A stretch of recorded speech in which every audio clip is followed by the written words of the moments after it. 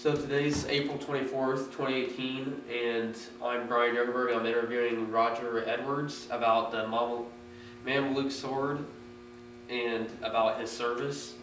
So just to start off, Roger, just tell a little bit about yourself and the service you had.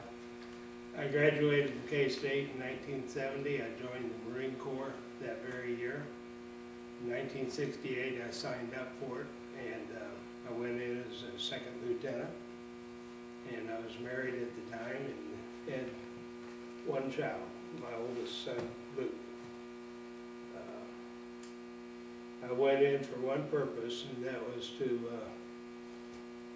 serve my country and to take advantage of the benefits available and to do my part. I come from a long line of warriors, and we all serve. That's what we did. Yeah. Okay, so my next question is about the sword. Tell us a little bit, what is the sword that we're talking about? It's called the Mameluke sword. It's the longest carried personal weapon of any branch of the service. Every branch has their own ceremonial sword, and the Mameluke sword, according to legend, was presented to Presley O'Bannon when he was over off the coast of Tripoli fighting the barbaric pirates in about 1804. And you say to yourself, why in the world were we over in the Mediterranean Sea fighting pirates? Well, we were starting our commerce as a young nation, and the barbaric pirates had come out and raid our ships. So I think the president at that time was Madison, and he decided that he was going to stop this. So he sent a fleet of Marines over there to fight the pirates. And they were victorious and gained a good reputation, and in honor of that, the legend has it the sword that we have today was patterned after one of the old type swords that they had back then, and it was presented and is still carried by the officers today. When you join the Marine Corps, you're given an allowance to buy your uniform, and then it's yours forever. And the sword cost $100 at that time. And we kept it in the family all those years, and when my kids were little, they all liked to take it down once a week and play with it and pretend that they were fighting the pirates. Well, they all wanted to know, who gets the sword? And I said, well, whoever becomes a Marine Corps officer gets the sword. So the youngest at the time was Chad, and he graduated from K-State in mechanical engineering. And I asked him what he wanted to do, and he said, oh, I know one thing for sure, I don't want to sit behind a desk being a mechanical engineer. So he joined the Marine Corps. I asked him, I said, why don't you join the Air Force if you want to fly? And he said, I'd rather be an enlisted Marine than an officer in the Air Force. And I said, well, that might come true then, because the chances of you being flying in the Marine Corps would probably be slim and none. But he persevered and rose to the top of his class and became a Harrier pilot for 20 years. Yeah, he's retired, and he's got the sword. And when he stood office, when I presented the sword to him, when he became an officer in the Marine Corps, and they grandfathered it in, because it belonged to me, it had my name on one side, just like that sword up there has Mike Breeding's name on it. And when he stood sword inspection, and there is such a thing as sword inspection because the sword has to be a right length, and they all treated it with reverence because it was grandfathered in. And he never failed the sword inspection. But if he had to buy his sword, I paid $100 for it, If he, at that time when he was in, it would cost him $500. That's what you call inflation. Yeah. So he still owes me $400, but he hasn't paid me up yet. Picture. Picture of Chad. This is a picture of Chad as a young second lieutenant. He served 2 tours overseas and retired with honor. Yep. They did. So what does the sword like mean to you and your family, like other Marines? It stands for everything. I mean, it's the one unique thing about the Marine Corps being the longest. The Marine Corps is the oldest and longest serving armed forces in the United States. It was formed before the Revolutionary War. So they had the distinction of being the oldest branch of the service. Their department, they put him into the Department of the Navy because the Navy needed someone to float around on their ships to protect them. So they put him in there. So the men in the Navy, well, my brother was a Navy guy, and they all like to say, well, the Marine Corps is just part of the Navy. And I always tell them, it certainly is. It's the men's department, which doesn't go over too well. Yeah. But we had fun with it. They're all good. They're all good services. They're all Army, Navy, Marine Corps, Coast Guard. Yeah. They're all great. So, do you have any like stories about your service that you want to talk about? I did what I was told. I went where they told me to live. I did my job, and I got an honorable discharge after 3 years. Yeah. I came out as a first lieutenant. And do you have any stories about the breeding family? The breeding family? Yeah. Sure. About like a sword or anything? Any stories about like or anything? Yeah. There are 2 breeding boys, Mike Breeding, and the younger one is Pat Breeding. Pat Breeding was same age I was. Mike Breeding was the same year that my sister Grace was, and they were in class together. And Mike, as Pat always said, Mike could walk and chew gum and watch television and carry on a conversation and eat a bowl of soup and never miss a beat anywhere. But he said Pat always felt like he got left out on the left out on some of that knowledge. And Pat joined the Marine Corps as soon as he got out of high school in 1965. And I said, "Where are you going, Pat?" And he said, "I'm going to fight a war." He said, "I'm going to get over there before it's over." I said, "Well, where's this at?" He said, "Vietnam." And I said, "Well, I had no idea where Vietnam was." It was called Indochina at the time, and that's about how much we had any knowledge of Vietnam at that time. But he got over there, is guaranteed to go to Vietnam with a 2-year enlistment, and that's exactly what he got. And his older brother followed him into the service. He was a KU graduate. We won't hold that against him. He was a good guy, and he was pretty smart. Nancy, that's quite a shirt you have on there. Anyway, Mike, the story goes, he said, well, he's not going to let his little brother have all the war stories to tell at the family reunions, and he joined the Marine Corps also, and he became a pilot.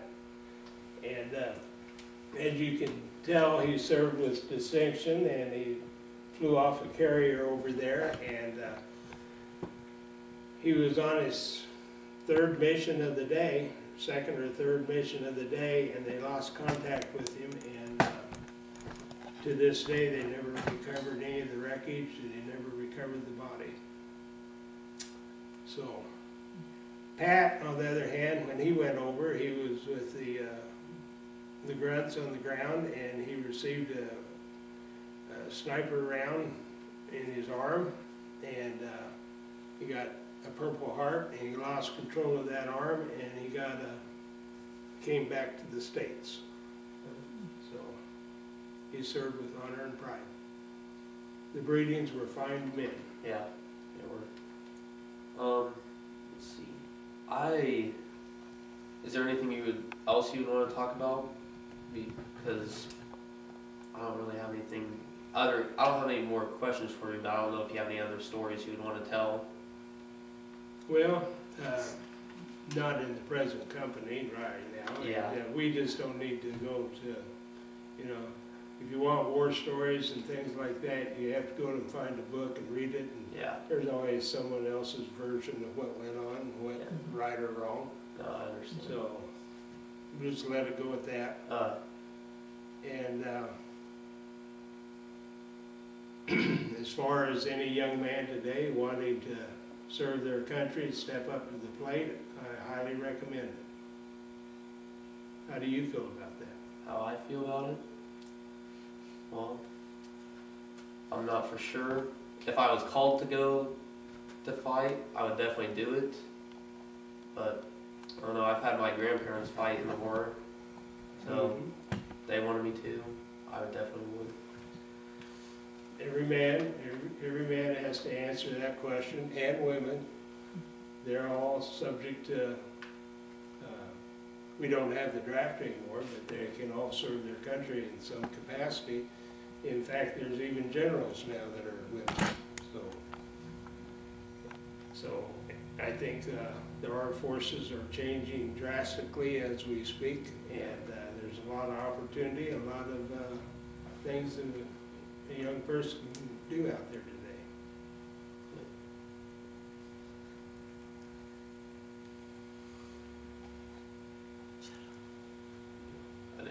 You good? Some of the history behind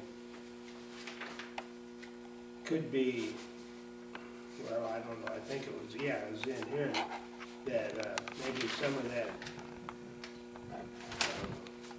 all I know is what I read in that big book. And, the man-luke sword is something you carried as ceremony, and when you're an officer of the day, an officer of the day patrols the barracks at night with the NCOIS, the non-commissioned officer in charge, and you walk the barracks, and there's 50 guys in racks, 25 over here and 25 over here, and you walk down the middle of the squad bay,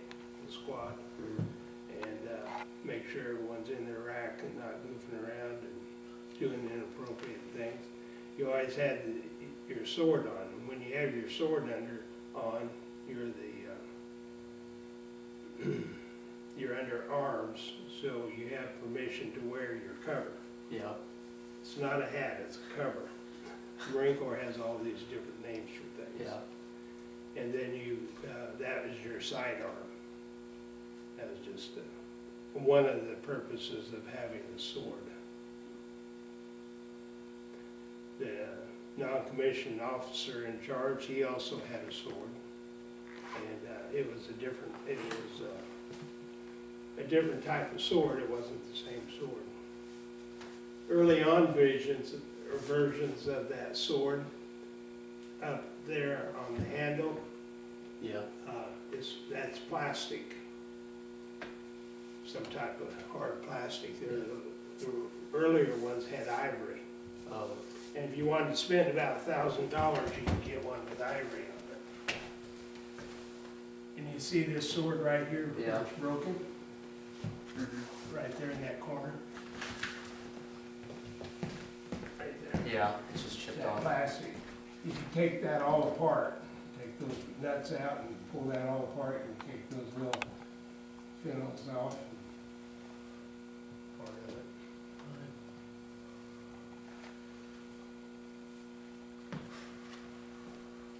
But I enjoyed watching you play basketball.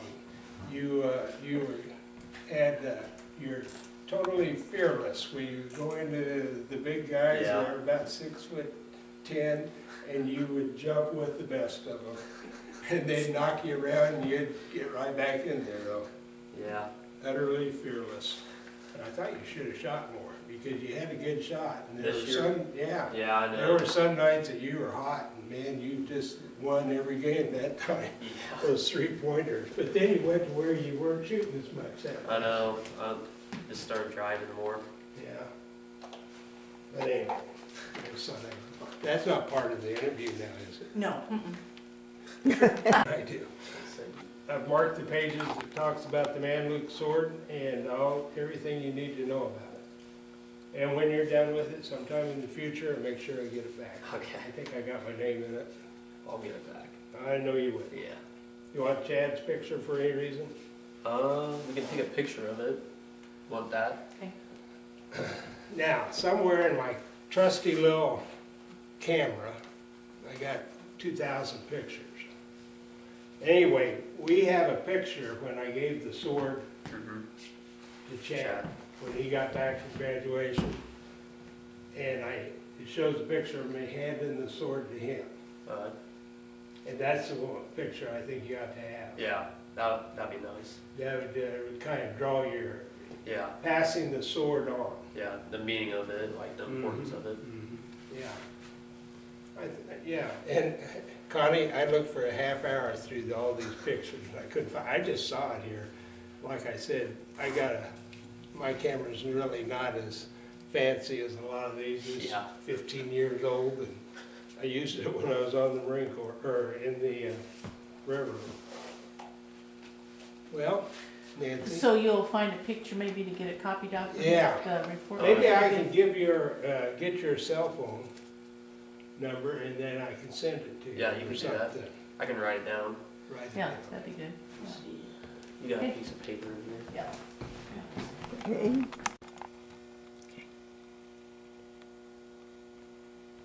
This is the model plane that was given to us on Veterans Day of 2017 by John Juarez. He too had been in the service, but he was a great admirer of Mike Breeding.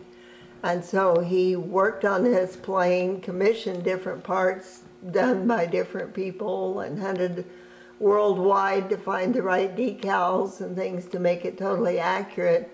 And this would be the plane, a model of the plane that Mike took out 3 times that day, brought home twice, and did not return the 3rd time. Picture of him in the middle of the case. The Vietnam bracelets, the one on the bottom out of the box is one that Mr. Juarez had worn up until the time he came up for Veterans Day. And it had Mike's name on it, as all the bracelets had one of our men's name on it, but he had worn it enough that it wore the name away. This is a picture of the bridge out over the Blue River that was dedicated in memory of Mike Breeding. I have to come see it in person, not a very good picture. And the whole showcase is a tribute to Mike, pictures of he and his brother Pat and their parents, pictures of him as a baby. And here's a better shot of the chest, the case that has all of the awards in it and his flag of honor.